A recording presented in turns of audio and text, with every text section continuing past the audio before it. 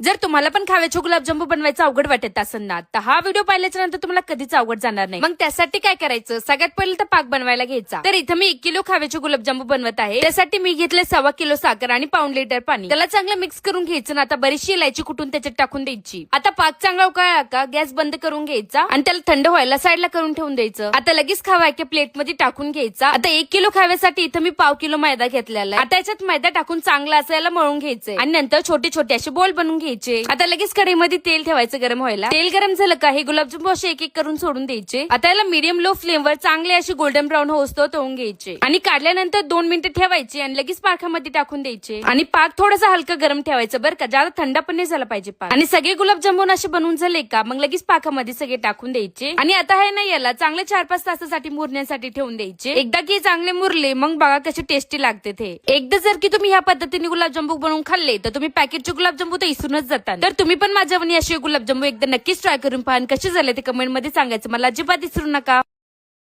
Download ShareChat.